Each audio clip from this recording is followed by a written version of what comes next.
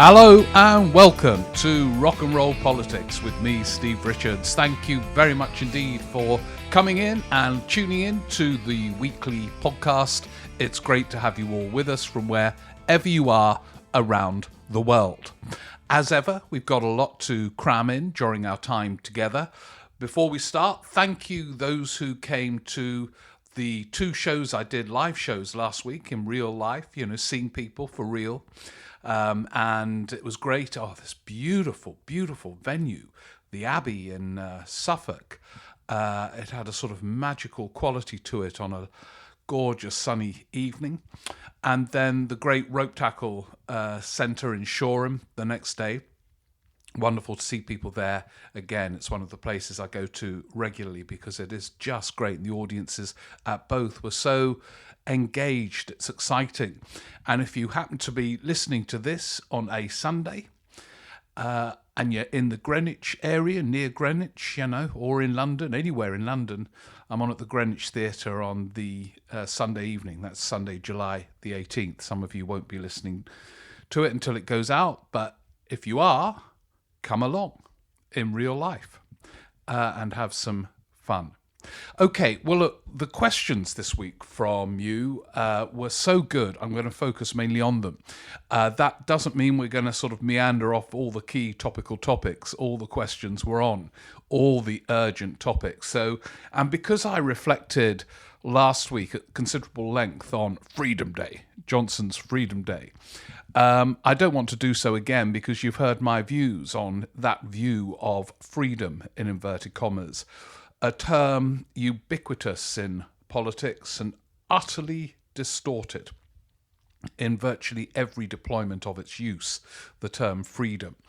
But I just want to reflect for a second on the symbolism of the Sag, Johnson's new favourite at the moment. Get me the Sag, because the Sag agrees with the Prime Minister who's just given him this job back in the cabinet on the whole. Get me the Sag.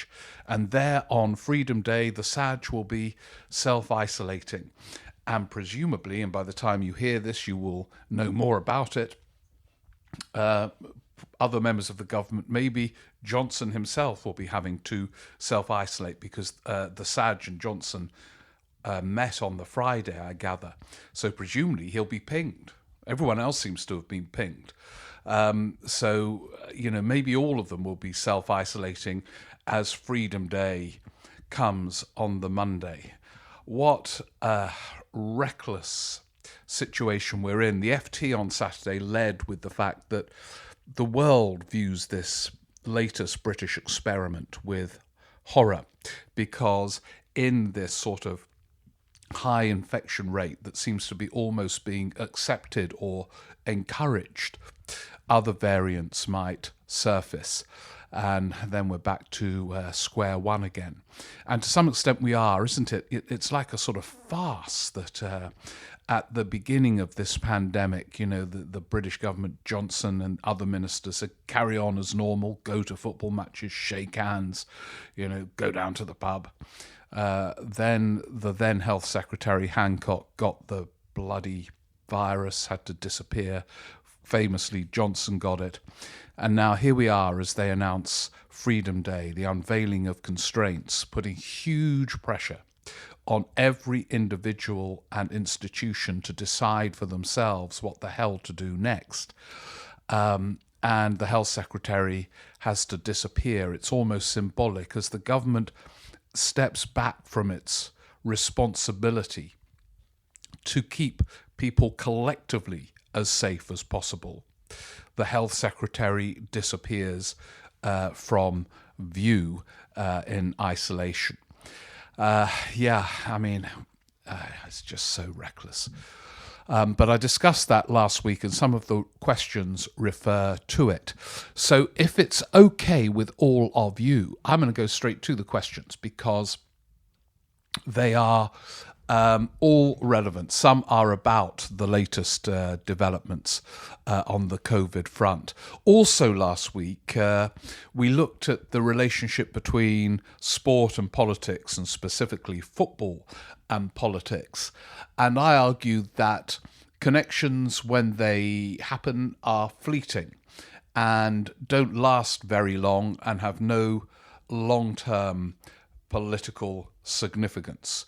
So to take the example we explored last week, the England football team, currently, because they got to the final, frankly, I doubt if it would happen if they were knocked out very early on in that competition, are justifiable heroes, and in that heroic prism, they have influence on current debates, like taking the knee.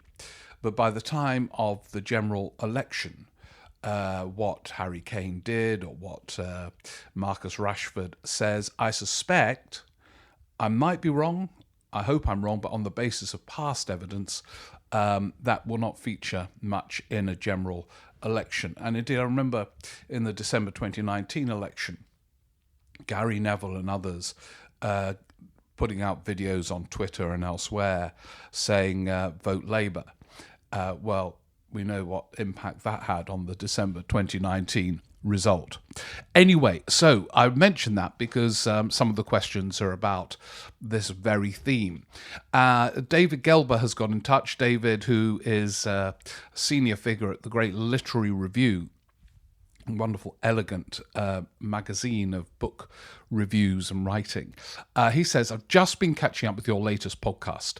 Interesting what you say about football having no effect on politics. You mentioned in passing Corbyn's and Starmer's support of Arsenal. I know you're a Spurs fan, as I am too, though I follow them from the results column rather than from Park Lane Live these days. Very wise, David. Keep your distance. I'm a season ticket holder. I had doubts about renewing, but here we go again. Although whether we'll be allowed in by the start of the season, I think is questionable because of this virus. Anyway, David says, I wonder whether you think in microcosm, Spurs fans might think twice about voting for the likes of Corbyn and Starmer simply on account of who they support. I don't think so, David. To be honest, I really don't. Who else have been key football fans? John Major, didn't he go to Chelsea and made quite a lot of it and formed a friendship with David Mellor, who was also a committed Chelsea fan? Well, I don't think in 1992 people didn't vote for Major on that basis. In fact, he got a huge number of votes out on that election. So no, I don't think so, actually. David, it's an example where there is no crossover. Anyway, he goes on to say, with Corbyn, there is the further and possibly unanswerable question of whether the claims of anti-Semitism, by the way, there's quite a few questions about Corbyn coming up, might have affected Spurs fans' attitudes because of their self-conscious adoption of a Jewish identity. Well, as we know, Corbyn and anti-Semitism was a theme at the last election, David, but as you know, it extended well beyond Spurs fans. So again, I disagree, but it's interesting. And then he says there's the case of Sol Campbell, putting himself forward as a Tory mayoral candidate. I can't believe even Tory supporting Spurs fans would have paused at putting a cross by his name had it been on the ballot paper. Yeah, well, I think it would have been a long pause, actually.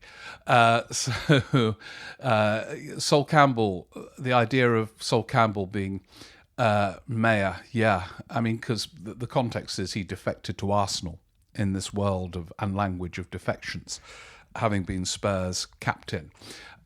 He would have been absolutely hopeless as a mayor. I forgot that. Yeah, he contemplated being a Tory mayoral candidate.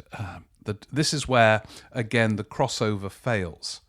Being a good footballer is not a qualification for being a politician. It's one of the weird things in modern British society and in America. You know, so like footballers get chat shows, don't they? You know, because they're good at football. So, oh yeah, give Ian Wright a chat show. And, you know, of course, these things flop. He's good at football. But that's the world we're in at the moment.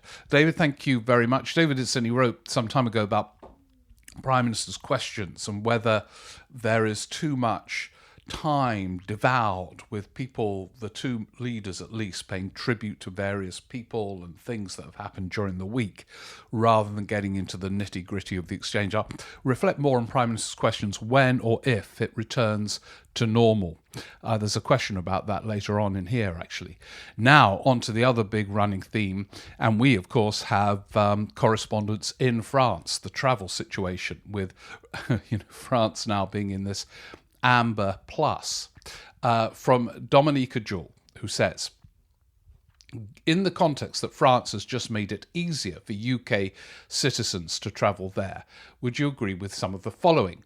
Given that the vast majority of the beta cases are in the French overseas territories, I hadn't realised that actually, thousands of miles away, and it's the Delta variant which is rapidly gaining traction in France.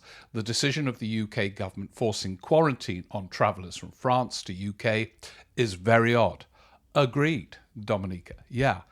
So this, there's been this briefings. Oh yeah, we're really worried about this other strain. Well, apparently this other strain, miles away from the mainland of France. So some weird things are going on behind the scenes in Whitehall or Number 10 at the moment over this pandemic. 1 minute, Freedom Day. Then the Sag, where is he? And now, of course, the sort of travel bans hardening as things open up within the UK, which has one of the highest rates in the world, infection rates. The UK government, this is Dominica, in ditching all restrictions at home, whilst at the same time tightening them on international travel, presents another oddity. Yeah, it's all odd. It doesn't make sense. This loosening up, well, we discussed it all last week, and this tightening is just weird. Anyway, Dominique says, continuing to thoroughly enjoy your podcast. Thank you very much. My favourite, in fact. Well, I'm thrilled. And thank you for giving the perspective from France. There were some other details in the email, but if it's okay, Dominica, we will move on because we've got some other interesting themes. Yes, now, one of the other things we discussed last week is prompted by a good question, was politicians in wrong parties. And I was kind of trying to think of some. Anyway, Scott Croswell writes, on the topic of politicians in the wrong party, how about John Reid? A Blairite, he believed that Cameron was right to form the coalition in 2010 and supported him in the 2011 AV referendum. Well, actually, on that front, Scott, I can tell you, loads of Labour politicians opposed PR. And it wasn't PR, electoral reform in that referendum. Also, have you he says, have I considered writing a book on general elections throughout history like you did with the prime ministers? Well, Scott, I've got another book coming out in September, which I'll be talking about on this podcast quite soon. But I have given some thought to either doing a series of talks on general elections, a bit like the kind of improvised BBC talks that you can get on YouTube or the iPlayer sometimes, which might make a good book at some point. That's a good idea. But back to John Reid. He wasn't actually, John Reid had a very interesting trajectory. He was, I think, for a time, a member of the Communist Party, or certainly very much on the left. He then became such an ultra-Blairite that he got moved from cabinet post to cabinet post because he was seen as a fixer, which means he wasn't really able to do anything at all because he was only in any post for 5 minutes. But I don't know which party you would have him in, Scott. I don't think John Reid would call himself a Tory or a Lib Dem. This is the difficult thing about people trying to pluck them out of the party they're in. They are all there in the end because they chose to be, for a reason.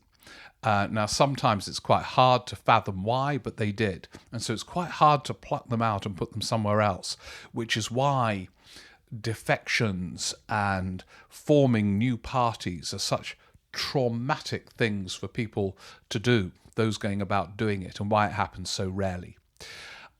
Okay. Now, Jeremy Corbyn. Vicky Chapman writes, that I'll tell you what. I'll summarise Vicky's view. There are some within the party, Labour Party, who continue to call for Corbyn to be reinstated. It is a very parochial approach. Since his suspension and expulsion from the PLP, there has been little or nothing in the media about it. Whatever the failings of Labour at the moment, it's not being seen as a party riven by allegations of anti-Semitism. Had Starmer not acted, it would be. Okay, well, let's just deal with this as a strategic decision, Vicky, to suspend Jeremy Corbyn. We'll come on to the substance of it, or the moral position, in a minute. I don't know if any of you heard, or Vicky, you heard Keir Starmer up in Blackpool the other day, sort of being bollocked by various voters, and Laura Kuenssberg interviewed him. And because I imagine the sort of fashionable view in the BBC is that a test of leadership would be to kick out Corbyn, she focused quite a lot of the interview she did with Starmer on that, to his obvious discomfort, because he doesn't want to talk about it.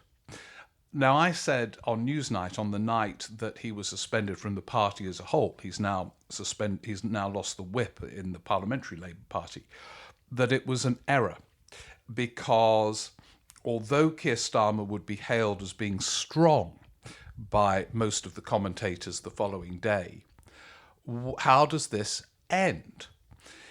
Does he reinstate him, in which case he's dismissed by Vicky and others as making the wrong call? Or does he go as far as kicking him out, in which case it is utterly explosive in its divisiveness? So I just think Jeremy Corbyn had been getting on quietly with life in his constituency and on his vegetable patch or whatever it's called. No one had been talking about him really, and Keir Starmer rightly had said he was going to deal with anti-Semitism with a forensic focus, and was doing so. So that was the right combination. Jeremy Corbyn, he lost in December 2019. It's very painful for a Labour leader or any leader to lose an election by a big margin. He was largely peripheral, and then he was given a stage. And so I just think it was misjudged. But this brings me to another question from Robert Twell. I'm a regular listener to your podcast, which I always find interesting and insightful. However, I'm surprised that you believe that Jeremy Corbyn is not an anti-Semite, as I think the evidence against him is overwhelming. I know you have other listeners who share my view. I'd be grateful if you could say why you think we've got it wrong. Well, I don't, say with certainty that you have. You just have to make judgments on these things. And Jeremy Corbyn has been well known as an MP since 1983, and there's a very sort of odd critique of him, given some of his approaches to foreign policy. Some regard him almost as a pacifist, I think with quite a degree of accuracy, and yet at the same time he's portrayed as this violent anti-Semite, and it doesn't quite add up. One of the things that interests me in this podcast and politics more widely is to try and get beyond the caricature. And so, for example, with Blair, it doesn't make sense to call him a war criminal and then look at how much time he spent trying to get peace in Northern Ireland. If he had this bloodlust, match the two. And Jeremy Corbyn is obsessed about Palestine, partly with good reason. And that at times has led him to appear on panels with kind of other people who are clearly vile and dangerous or were terrorists or whatever. But no, I don't think he is. But I don't claim to know. How can I? But equally, I don't see how any of you out there who think he is can be sure. And why wasn't it a huge issue in the in relation to him in the 80s and 90s and so on, before he when he was a backbencher. I mean, I know he was only a backbencher, but it should still be an issue if there's a Labour MP who's anti-Semitic. And yet people who knew him well then, including, incidentally, Margaret Hodge, who was a leader of Islington Council for parts of the 80s when Corbyn was the Islington MP, didn't make that claim then. So did he change? Was he always like it? And she only it doesn't all quite add up to me. But anyway, it's such an emotive topic. And thank you both for those questions. Jeff Strange has come back from some time in Dublin. Now he says, I can heartily recommend to any of you podcats out there. Oh, we're podcats. Wow. That the best way of listening to the Rock and Roll Politics podcast is with a plate of fresh oysters washed down with a pint of Guinness outside the bar overlooking Carlingford Low, sublime tastes to quell in all the senses in one. Oh yeah, what a great image you conjure up there. I really want to go to Dublin for reasons actually that you kind of come to in a minute in your email. Anyway, Jeff says Ireland, along with most countries in the EU, adopt PR as opposed to first past the post. Maybe it's the Guinness, but political engagement in Ireland seems more nuanced, more generous, and less antagonistic generally. Yes, there are big issues that generate fierce debate, but on the whole, there's an eloquence of political discourse severely lacking in the UK. And by the way, Jeff mentions he's going to be out there June the 16th, 2022, Bloomsday. And he says, got to read Ulysses. Well, actually, I'm going to start studying Ulysses in January, getting ready for Bloomsday. So see you there with I don't like oysters. See you there with the Guinness. Actually, I don't like Guinness, but I do like Dublin. I really want to go. I don't know whether first past the post explains the political culture in the UK compared with other countries. I suppose it sets up a kind of confrontational battle because you have two big parties battling it out. And that because they are such vast coalitions, you have internal tensions as well. But I think it's more to do with the British media, actually, Jeff, that kind of is feverish and highly charged, feverish headlines. The BBC these days so influenced by newspapers, programs like Question Time and stuff. Now, I assume they would all still be functioning with that kind of tabloid hysteria under any system, but I might be wrong. I remain, but you're all converting me slowly, or some of you, but I still remain an electoral reform skeptic. Graham Hughes, Now, Graham was in touch last week saying he had defected from another podcast. These defections happening in politics, podcasts, they're everywhere. And he says, thank you, Steve, for your warm words of welcome. It got me thinking of political defectors. Now, Graham is a defector. He kind of is relating to political alternatives and how rare it is for them to succeed with their new party. Now, this is interesting. The Labour and Conservative MPs who crossed to the SDP only had short-lived electoral success. And as for Change UK, oblivion. The two Tories who defected to UKIP faded away quite quickly too. The only ones who I can think of who managed to hold on to their seats were Peter Hain, Libs to Labour, and Reg Prentice, Labour to Conservative. Yeah, but actually, Graham, Peter Hain was not a Liberal in the House of Commons. He was elected as a Labour MP. So his defection to Labour was earlier. And Reg Prentice, Labour to Conservative. Yeah, Reg Prentice, that was an odd case. He moved from Labour. He was having a hellish time in his local party in the mid-70s. And Thatcher made him a junior minister, I think, in her first administration. But he was uncomfortable in that role. I interviewed him at length. He was one of the MP. My first ever job was at BBC Radio Northampton in the mid-80s, and he was one of the MPs. And I interviewed each of them for half an hour. They were all Tory, every MP in the area. and he was one of them. I did this quite a big program called The Man Who Changed Sides, and he was as uncomfortable as some of the others. But it is interesting that these changes take place. Great excitement in the media, political editors swooning at the bravery, in inverted commas, of these people. And yet it never lasts for very long. It will take endless podcasts to analyse why. And in a way, the SDP was the most successful. And yet, often it's said, why did it fail?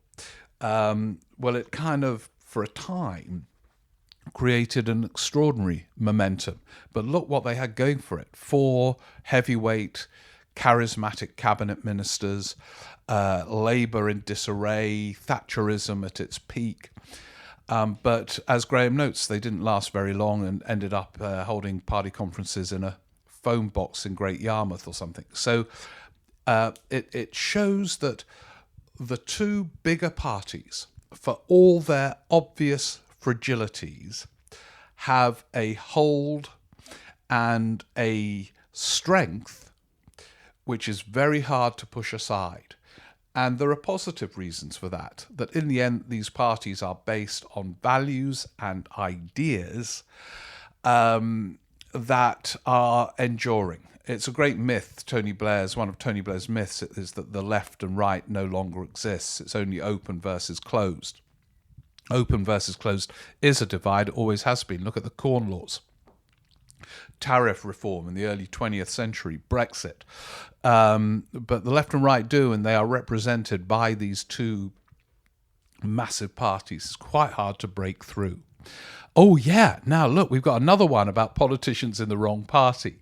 Daniel Shaw says, one thought for a politician in the wrong party. By the way, I've been thinking all week to give you examples. I can't think of any more. One thought for a politician in the wrong party is Nicola Sturgeon. Surely if she had chosen to join Labour rather than the SNP, she would by now be one of the leading lights, if not Labour's leader. I assume you mean across the UK, Daniel. Yeah, I mean, she is really interesting. I've got absolutely no doubt that she is genuinely on the left of centre. I say that because some think she is a kind of cautious centrist. Well, maybe she is as First Minister because she wants to woo as big a coalition as possible. But I've heard enough speeches from her to know where to place her on the political spectrum. And she is quite a radical left-of-centre figure by instinct, if not in practice in Scotland. And I've got absolutely no doubt if she had been in the Labour Party with its current lack of really big leaderly figures, she would be, I agree with you, she would have been a leader. But she can't be, because above all else, she is a nationalist. And that is ultimately what defines her. So she's in the right party, Daniel. She wants independence for Scotland. Labour don't. So we are where we are in that respect. Hugh Carr writes, back to the football and politics, generally agree that football and sport in general has no big impact. But we're back to the SNP as well. I bet the SNP are loving the pictures of Johnson in an England shirt and Downing Street looking like a Wetherspoons with St. George's flags and bunting. Yeah, Hugh, I agree. I mean, it was so over the top and so inauthentic. Well, on one level, inauthentic. I mean, Johnson is, I think, more of an English nationalist than anything else, but he's not interested in football. And there they were. It was, you couldn't move for these St. George's flags. And it certainly wasn't displayed, bearing in mind the sensitivities about Scotland and independence, Hugh, when he got so excited with his flags. We're still on football, because Joanna Larter has written to say she kind of disagrees with me as well about the lack of a crossover. And she points out that Marcus Rashford's pivotal role in challenging the government over providing meals for school children became a political football. There has been strong words spoken about how Gareth Southgate has true leadership qualities, and some very damning words by Gary Neville. Absolutely right. He's been tweeting away about Johnson's lack of leadership. I can't remember a time, this is Joanna, when young footballers have shown such dignity, a strong moral compass and humility by challenging certain cabinet ministers who distinctly lack these qualities. I'm wondering if that boundary between sport and politics has been pushed back. Joanna says, P.S. Oh, yeah, on the bread making front. I haven't had much on the bread making front recently. I can swear by Nigella Lawson's white sandwich loaf recipe. It works every time. I've substituted mixed grain flour for the white bread flour. Brilliant results. Wow, I might Google that. I recommend it to everybody else, apart from those trying to lose weight, which no doubt is probably most of us one way or another. But thank you for that tip, Joanne. In terms of your observation, I'll tell you one thing. You're completely right. What dignity and courage. It's very easy to succumb to, just keep our heads down, earn all our millions, go to a reception in number 10 and nod as this odd figure greets us. But they are speaking out in a very articulate and dignified way. And so is Gary Neville and all the rest of it. However, so some voters say, oh yeah, I really like Marcus Rashford. He's great. Gary Neville, he's one of my heroes kind of thing in Manchester United supporters. And then they'll go away still and vote Tory, say. I remember in the mid-'80s, you'll all be far too young to remember, Live Aid. And, the Bob Geldof thing at Wembley. And there were lots of columns about how this is the real Britain. Not Thatcher's Britain, Geldof's Britain. Generous-spirited, concerned about what was happening in faraway places. Big, passionate supporter of more international aid, incidentally, again being cut this week in another of Johnson's many, many misjudgments. And so there were loads of these columns in the mid-'80s following that Live Aid concert. And rock stars were the equivalent of Marcus Rashford. Oh, wow, isn't it great? They're not just spending their millions on swimming pools. They're out campaigning against global poverty. And in 1987... Thatcher won another landslide. And some of those cheering, Queen and Sting and all the others, Bowie, McCartney at Wembley, would then have gone on and voted for Margaret Thatcher in 87. So I still am not sure that there is an electoral crossover, but there is an impact in the short term when footballers as articulate as that lot speak their mind. Thank you, Joanna, and for the recipe tip. Andrew Kitching. Hi, Steve. One of my early childhood memories was asking my parents what had happened to nice Mr. Wilson. I never warmed to Mr. Heath. Andrew's talking about the 1970 general election, which I referred to last week. As an example, Wilson thought he might have lost because England got knocked out of the 1970 World Cup. I don't think that was the reason. Anyway, Andrew says, as Mike Smithson at politicalbetting.com reports, he describes it as an informative site for non-bettors like me, always says, and this is interesting, and I hadn't thought about this, the 1970 election was the only one post-war to swing from a government with a healthy majority to another with a comfortable majority. Wilson had a majority of nearly 100 at the 1970 election, and then Heath won a comfortable majority. And apparently that's the only time, and thinking about it, yeah, it is. When you think about it, 92, for example, 97, Major only had a tiny majority when Blair won the landslide, etc. So that would suggest that if the swing is leftwards in 2023 to 4, Johnson is likely to be returned with a smaller majority, or there might be a hung parliament at best for Keir Starmer. I hope Labour has got its lines prepared. We will hear incessant attack lines about him being in Nicola Sturgeon's pocket. Ed Miliband found it difficult to counter this line of attack in 2015. Yeah, do you remember the Tory Central Office put out a big poster of Alex Salmond with Ed Miliband in his top pocket, and the Times printed it right on their front page as if it was a sort of news story rather than a bit of propaganda, and he did struggle with it. There is an easy answer. In a hung parliament, any governing party works with others, or you can't get anything done. But you rule out support for independence as you address that question, and then say, but of course we're working for an overall majority. So I think there are ways you can answer it. So if there had been a hung parliament in 2015 and Cameron wanted to stay on, he'd have had to work with others.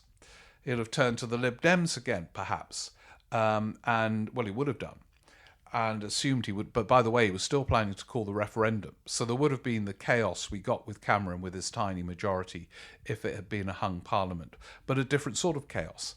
So, yeah, I think there are ways of dealing with it, but it is interesting. It does show the scale of the challenge for Labour. Okay, now this is a really good quote. This is from Joe Ellis Gage, who was preparing a lecture, and he came across this quote from John Locke. This is about this thing about freedom, Johnson's view of freedom, which is basically a freedom to be irresponsible, to be selfish, rather than recognising that collective laws that are mandatory, can in itself liberate people. And this is a quote he found from John Locke in 1690. The end of law is not to abolish or restrain, but to preserve and enlarge freedom. For in all the states of created beings capable of law, where there is no law, there is no freedom. So it's a kind of association, anarchy. If you think about it, on a football pitch, to go back to one of our themes at the moment, football, if there were no rules, you wouldn't be able to have a game. Footballers wouldn't be free, in inverted commas, to play. There would just be anarchy. So as Locke noted all those years ago, where there is no law, there is no freedom. And on Freedom Day, there will be no law in relation to protecting people, masks and all the rest of it. Thank you, Joe, for that very interesting quote. Hope your lecture went well. From Venetia Kane. Just as Johnson was far too late in adding India to the red list because he wanted to go to that country. It is the main reason, I think, why the variant is so rampant here. Anyway, do you think there's a possibility that the reason he's removing social distancing and masks far too soon is that the mob behind him can return to Prime Minister's questions in the comments? And supplementary to that, is mask wearing, as in the States, going to be allied to identity politics? Venetia, I don't think that's why he's doing it. I think he is doing it because his instincts are that form of libertarianism. And he also knows that the papers he's obsessed with, the Telegraph and all the rest of it, and Tory MPs, a certain wing of that parliamentary party, ache for Freedom Day. So it's those reasons. I'm not sure what the impact will be of a packed House of Commons in the dynamic of the Prime Minister's questions. It depends how strong. There's only one more this coming week, and then it's the recess for ages till September. So I don't think that's the reason. The mask wearing, as in the States, going to be, I think there is going to be a bit of that. In fact, a lot of that. I think there's going to be huge tension. And you can see the divide already. It's partly libertarian, it's partly Brexit, it's partly, on the not wearing mask side. Not wholly, of course. So I think there is, but my sense is that with the virus so rampant, people are going to have to do what they did at the beginning of the pandemic and just adapt themselves to try and keep themselves safe, given that the government has stepped back, at least in England. and we'll just have to busk it. So will institutions. I remember so well the beginning of this pandemic, going up to a book festival in Glasgow with Johnson saying, keep everything open. And the festival in agony about what to do because it was obvious that the virus was spreading. And they cancelled in the end as I was travelling up on the train. And I was uneasy about travelling up. But no one was stopping us. The government had stepped back. That was at the very beginning. And now at this point, we're experiencing it again. So on that light note, that's it for this week. There were lots of other things I was going to reflect on. Keir Starmer in Blackpool as part of his get out of the country and meet people. That's fine, but what is not fine, I think, is to, I don't know if any of you heard the Today programme, sort of contrive a situation. Well, remember, Labour doesn't get much attention at the moment. There was about 6 minutes of Labour being slagged off by voters and so on. They've got to find a way of going beyond all this introverted stuff about, it was terrible in 2019, blah, blah, blah, and look outwards and start forming a positive program and sense of momentum for the future. But anyway, perhaps that'll be one for next week. God knows where we'll be with our freedoms. But thank you all so much for listening. Brilliant questions. Keep them coming. Oh yeah, I better give the address so those of you who don't know it can get in touch. Hold on a second. Here it is. SteveRick14@iCloud.com. And I say we've done more questions this week than usual because I think Freedom Day in inverted commas is such an overwhelming theme, and we did a lot of that last week. But the questions were brilliant as ever. So thank you all so much. I say thanks so much those of you who came to Abbey Hall in Suffolk, or the Rope Tackle, or are going to Greenwich on Sunday, or have been if you've listened to it afterwards. Do leave a review or whatever, wherever you can, about the podcast, because apparently it means it gets more widely available as if by magic. I'll see you all next week. Have a good time. Thanks so much for listening. Bye.